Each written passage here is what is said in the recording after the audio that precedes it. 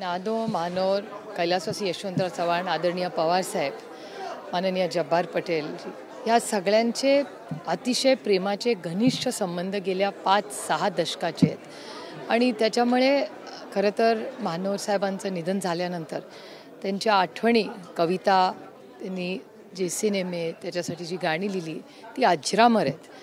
पण ते त्यांचे विचार आणि पुढच्या पिढीच्या जे कवी आहेत त्यांच्यासाठी प्रोत्साहन म्हणून आदरणीय पवारसाहेबांनी चव्हाण सेंटरच्या वतीने एक अवॉर्ड अनाऊन्स केलेला आहे.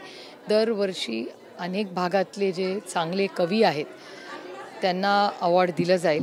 50,000 रुपयाचा असा एक अवॉर्ड असेल, ते 6 लोकांना दिलं जाईल. मग त्याच्यात महिला असू दे, पुरुष असू दे आणि काही मार्गदर्शकही आम्ही घेऊ. म्हणजे आपल्या प्रज्ञाताई पवार आहेत, नीरजाताई आहेत किंवा महाराष्ट्रात दासू वैद्य आहेत. असे सगळे जे कवी आहेत त्यांचं मार्गदर्शन घेऊन आम्ही त्याचा अवॉर्ड करू. त्या कमिटीवर माननीय जब्बार पटेल साहेबही आहेत. त्यामुळे ते आता पुढच्या काही कालावधीमध्ये आम्ही ते अनाऊन्स करू ऑफिशियल. दुसरीकडे पाहायला गेलं तर सुनील तटकरे असं म्हणतात की आमचे राष्ट्रीय नेते अजित पवार असतील आणि केंद्रीय निवडणूक आयोग यांच्या बाजूने निघाले. मी ते स्टेटमेंट ऐकलेलं नाही, त्याच्यामुळे त्याच्यावर जबाब बोलणं हे संयुक्तिक राहणार नाही. या सरकारने छत्रपतींची वागणुकी आणण्यावरून आता मोठा कार्यक्रम करायचं ठरलं आहे. यावरून आता एकीकडे रोहित पवार दुसरीकडे मुनगंटीवार असं दिसतंय, कारण रोहित पवारने एक स्टेटमेंट दिलं आणि आता यांनी सुद्धा सुधीर मुनगंटीवारने सुद्धा श्रेयवादाचं राजकारण होत असतं. मला असं वाटतं ते जे आणतायत ही चांगली गोष्ट आहे, मी त्याचं स्वागत करते. पण त्याचबरोबर मराठा आरक्षण, धनगर आरक्षण, लिंगायत आरक्षण आणि मुस्लिम आरक्षणाचे प्रश्न आणि महाराष्ट्राच्या समोर महागाई, बेरोजगारी आणि दुष्काळ हेही अतिशय महत्त्वाचे गंभीर आव्हानं आपल्या देशासमोर आणि राज्यासमोर आहेत. त्याच्याबद्दलही जर महाराष्ट्र सरकारने काही भाष्य केलं तर त्याचं मी स्वागत करीन. आणि त्याचबरोबर महाराष्ट्रामध्ये असंख्य महत्त्वाच्या वास्तू आहेत, म्हणजे सिंहगड किल्ला असेल किंवा असंख्य किल्ले आहेत, त्याच्यासाठी आपण काही केलं आणि तोही इतिहास जर आपण जपण्यासाठी काही केलं तर तीच खरंच आदरांजली ही महाराजांसाठी असेल. महानोरांचा स्वरांजली कार्यक्रम झाला, अत्यंत ओघवता कार्यक्रम, देखणा कार्यक्रम, आणि याच्यातली तुमची भूमिका ही अत्यंत लुभावणारी होती. म्हणजे सुरुवात असो की ती अखेर, या संवाद साधत असताना कुठेतरी या सभागृहातलं धीरगंभीर वातावरण हलकं फुलकं झालं. उल्लेख होता वारसदार, काय सांगाल? लोक बोलत राहतात. मी लोकशाहीवर अजून विश्वास ठेवते. देशात दडपशाही असं लोकांना वाटतं आणि दिल्ली तर खूपच दडपशाही असं वातावरण झालेलं आहे दुर्दैवाने. पण मी लोकशाहीवर विश्वास ठेवणारी, प्रेम ठेवणारी, आदर ठेवणारी व्यक्ती आहे.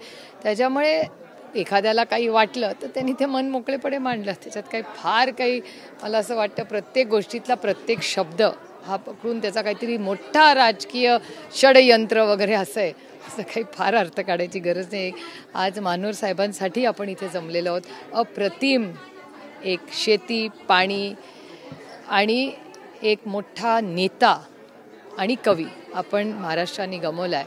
पण आज त्यांच्या आठवणींना सगळ्यांनी मिळून जो उजाळा दिला आहे, त्यांचं कुटुंब आज इथे आलेलं आहे, आमच्यासाठी खूप समाधानाची गोष्ट आहे. शरद पवारांचे तुम्ही वारसदार असा उल्लेख झाला हे त्यांना वाटलं, पण तो उल्लेख झाल्या मात्र तुम्ही वारसदार या शब्दावरूनच माझी अडचण झाली अशी टिप्पणी केली.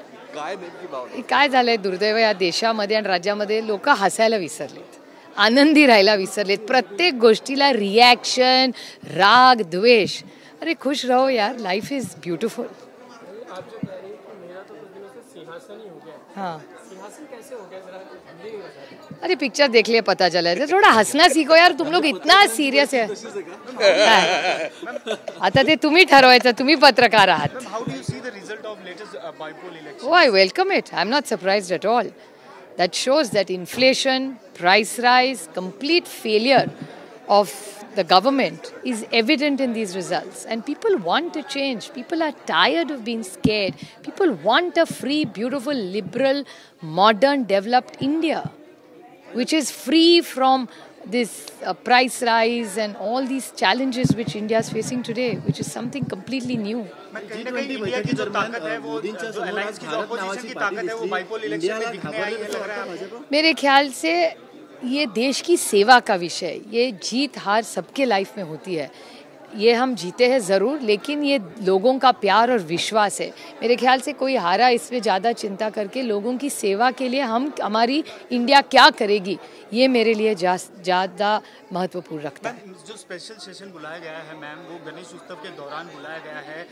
There are reports that out of the box things can come in the discussion in the special session. How do you react to that? हमने तो जिस दिन ही डेट्स आए थे, हमने केंद्र सरकार को विनती की थी कि गणेश जी का फेस्टिवल है, गणपति जी का जो 10 दिन का त्यौहार होता है, हम सब के लिए बहुत बड़ा होता है, और इसलिए हमने विनती की कि आप दूसरी डेट्स दे दिए। लेकिन ना एजेंडा है, ना क्वेश्चन आवर है, ना ज़ीरो आवर है, तो ये कैसा सेशन है पता नहीं, अभी जब जाएंगे तो ही पता चलेगा। लेकिन इंडिया की तरफ से हमने एक एजेंडा भेजा है भारत सरकार को। उनके यहाँ शायद एजेंडा न हो, लेकिन हमारा बहुत एक सीरियस कमिटेड देश के सभी वासियों के लिए, भारतीयों के लिए एक एजेंडा ज़रूर है जो उनकी सेवा का है, मान सम्मान का है। G20 बैठकीमध्ये आज पंतप्रधानांसमोर देखील भारत नावाची पाटी दिसली, त्याबद्दल काय सांगा? असे फोटो आलेले आहेत, पण काय भारत सरकारच्या मनात आहे म्हणजे इंडिया भारत नाव बदलणार हे अजून आमच्याकडे काही चर्चेला आलेलं नाही आहे। त्यामुळे बघूया, जेव्हा प्रस्ताव येईल तेव्हा बघू। नावाला घाबरले असं वाटतं, म्हणजे जे काही नाव आपल्या आघाडीने घेतलेलं आहे अर्थातच घाबरले मी म्हणणार नाही, पण पॅनिक नक्की झालेले दिसत आहेत, अशी शक्यता नाकारता येत नाही। काफ़ी हिस्टोरिक डिसीजंस लिए गए हैं G20 के जो दौरान आज के दिन में। इंडिया, मिडिल ईस्ट और यूरोप का जो इकोनॉमिक कॉरिडोर है उसको बनाने की बात की है, और काफ़ी हिस्टोरिक डिसीजन लिए गए हैं। किस तरह से देखते हैं पूरे समय? हर G20 में अच्छे निर्णय लिए जाते हैं। पिछली बार जब भारत में हुआ था तभी भी हुए थे, और हर साल होते हैं। ये मीटिंग्स में भी होते हैं, और बायलैटरल टॉक्स हमेशा चलते रहते हैं। Governance is not about one era, it's about continuity.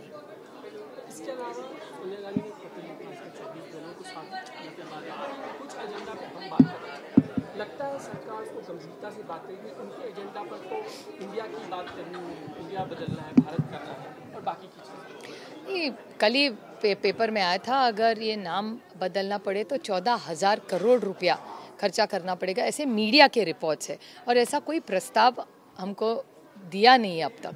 तो जब हम पार्लियामेंट सेशन होगा तब मैं एक्सपेक्ट कर रही हूँ कि जो सरकार आज है वो कुछ इस बात पे कुछ टिप्पणी करे। इसके अलावा मराठा आंदोलन की जो बात थाने बंद की भी बात मंत्री का एरिया है, थाने बंद की बात होगी, मराठा आरक्षण को सरकार गंभीरता से कदम उठाते दिख रही है। जो पत्र उन्होंने जो GR जारी किया है उसको लेकर भी कुछ नहीं। मैं बहुत दिन से आप सबसे कह रही हूँ कि इस राज्य में पॉलिसी पैरालिसिस हो गया है। आप मराठा आरक्षण हो, धनगर आरक्षण हो, लिंगायत आरक्षण हो या मुस्लिम आरक्षण हो, ये चारों आरक्षण बीजेपी के मैनिफेस्टो में है, और 7 साल उनकी महाराष्ट्र में सरकार रही है, 9 साल देश में रही है, और उनका 303 वहाँ है, और यहाँ तो क्लेम करते हैं 200 उनके MLA है। फिर क्या दिक्कत है? इतनी ब्रूटल मेजॉरिटी जिसको कहते हैं वो है, तब फिर अगर ये चारों मतलब मराठा, धनगर, लिंगायत और मुस्लिम समाज को आरक्षण की जो बात उन्होंने छेड़ी थी वो पूरी कर दे वो। शुक्रिया मैम, थैंक यू।